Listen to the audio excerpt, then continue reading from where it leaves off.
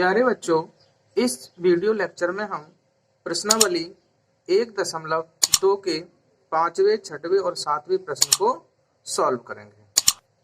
अगर आपने पिछला वीडियो नहीं देखा है तो प्रत्येक वीडियो के डिस्क्रिप्शन में पिछले वीडियो की लिंक दी हुई है, आप वहां से उस वीडियो को देख। प्रश्न क्रमांक 5 है कि जांच कीजिए कि क्या किसी प्राकृत संख्या n के लिए संख्या 6n अंक 0 पर समाप्त हो सकती है, जहां n क्या है, एक प्राकृत संख्या है। तो देखिए, ऐसा क्वेश्चन हम पहले उदाहरण में कर चुके हैं। अगर कोई भी संख्या 0 पर समाप्त होती है, अगर कोई संख्या क्या होती है, 0 पर समाप्त होती है, तो उसके गुणनखंड क्या होते हैं, 2 गुणा 5 के रूप के होते हैं। ठीक है, तो हम देखते हैं इस प्रश्न को। प्रश्न नंबर 5,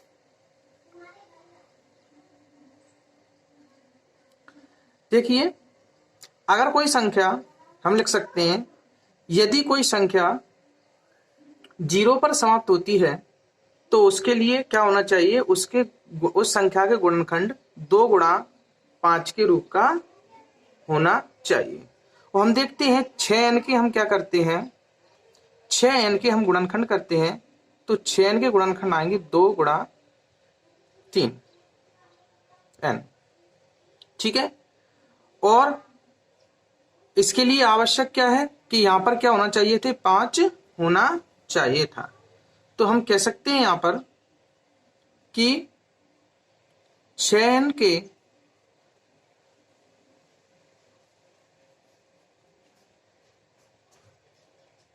गुणनखंड 2 गुणा 5 के रूप के नहीं है, अतः 6n संख्या 0 पर समाप्त नहीं होगी।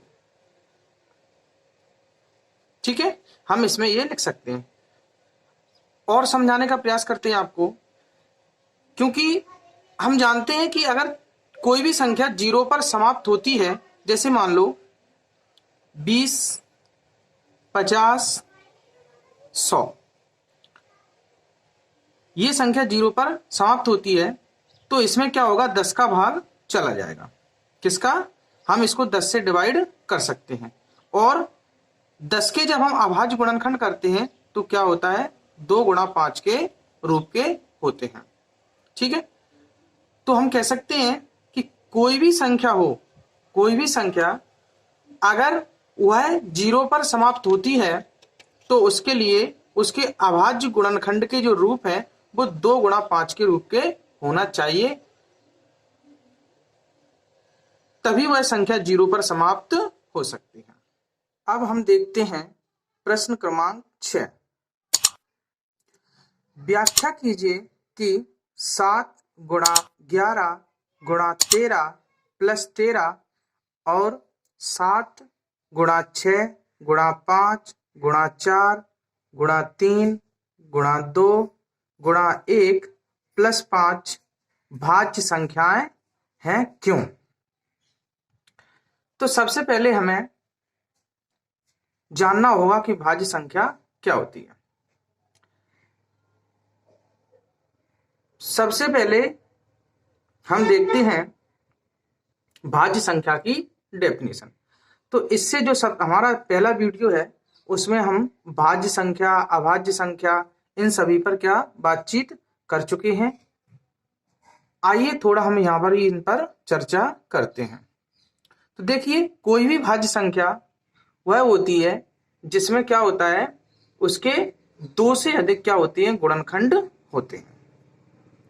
देखिए, हम लिख सकते हैं यहाँ पर कि भाज्य संख्या ऐसी संख्या जिसके 2 से अधिक अभाज्य गुणनखंड होते हैं, वह संख्या क्या कहलाती है, भाज्य संख्या कहलाती है।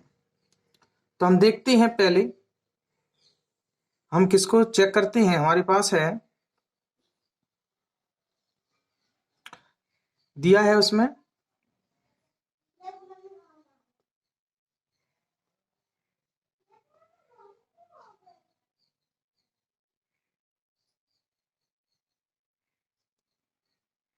सात गुणा 11 गुणा 13 प्लस 13।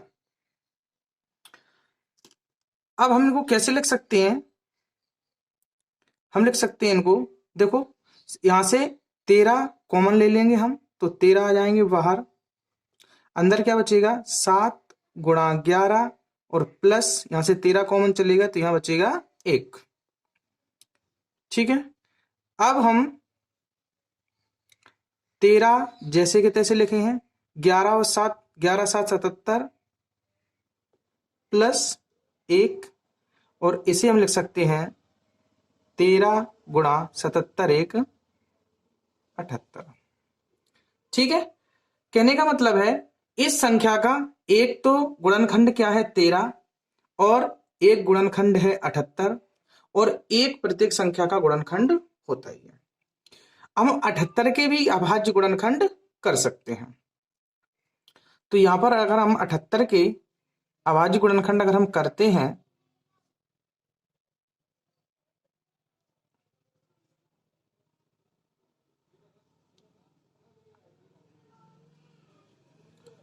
तो कितने आएंगे?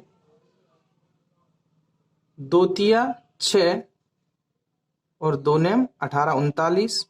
अब 3 से काटेंगे हम 13 आएंगे, और फिर 13 से काटेंगे 1 आ जाएगा। तो हम अगर लिखना चाहें तो इस 78 को हम कैसे लिख सकते हैं? 13 गुणा 78 के स्थान पर हम क्या लिख सकते हैं? 13 गुणा 3 गुणा 2।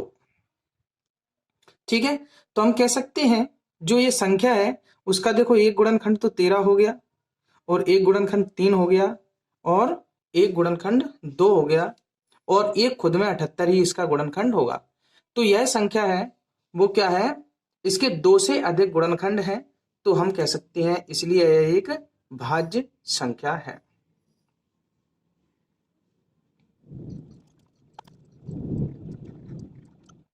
अब हम दूसरी संख्या देखते हैं। दूसरी संख्या दी गई है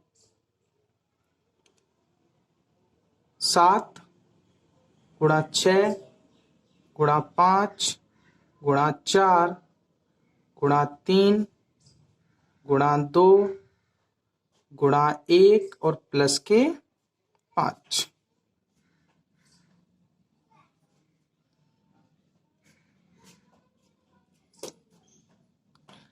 तो हम इस संख्या को लिख सकते हैं, इसमें से 5 कॉमन ले लो, देखो 5 यहां से आ जाएंगे, 5 यहां से आ जाएंगे, इसमें बचेगा 7 गुणा 6 गुणा 4 गुणा 3 गुणा 2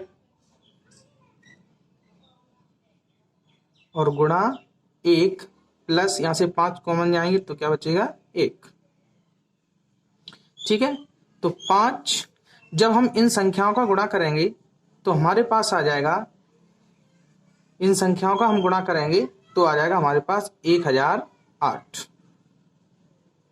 क्या आ जाएगा? 1008 और प्लस 1, तो हम लिख सकते हैं 5 गुणा 1009।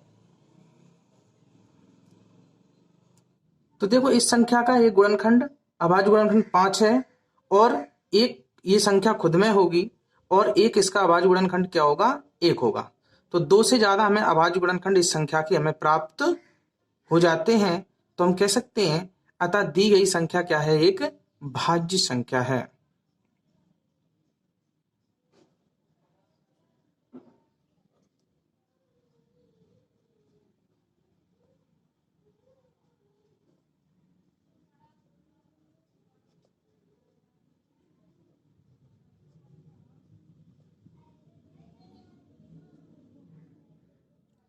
अब देखते हैं हम प्रश्न नंबर 7। किसी खेल के मैदान के चारों ओर एक वृत्ताकार पथ है। इस मैदान का एक चक्कर लगाने में सोनिया को 18 मिनट लगते हैं, जबकि इसी मैदान का एक चक्कर लगाने में रवि को 12 मिनट लगते हैं। मान लीजिए वे दोनों एक ही स्थान और एक ही समय पर चलना प्रारंभ करके एक ही दिशा में चलते हैं। कितने समय बाद वे पुनः प्रारंभिक स्थान पर मिलेंगे?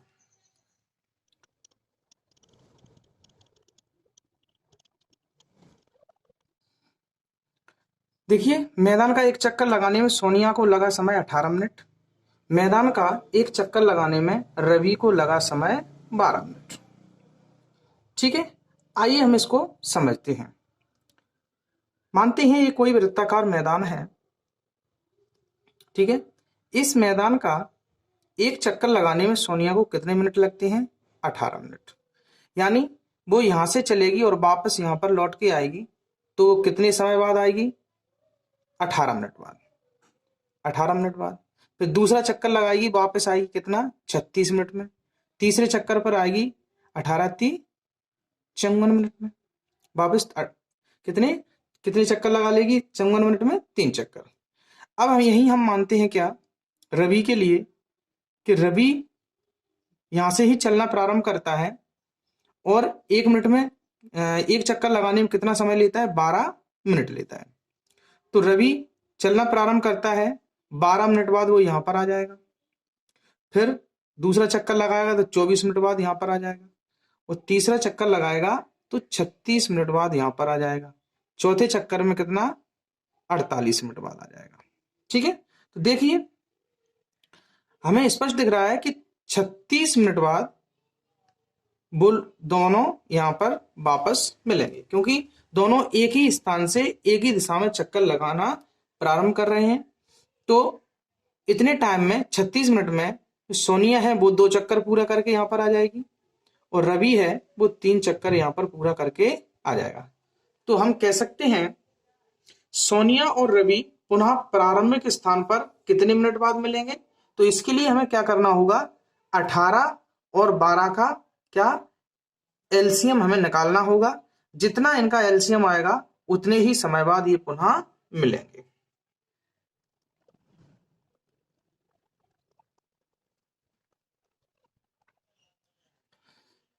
यह ज्ञात करने के लिए कि पुनः दोनों कितने समय बाद प्रारंभिक बिंदु पर मिलेंगे, हमें 18 और 12 का एलसीएम ज्ञात करना होगा।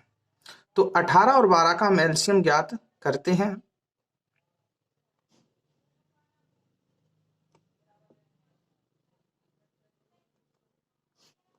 दो से काटिए 9, 6, फिर 2 से काटिए 9 ही आ जाएंगे, और यहाँ पर 3, 3 से काटिए 3, 1 और 3, तो 3 त्रिके 9, 9 दूनी 18 दूनी 36।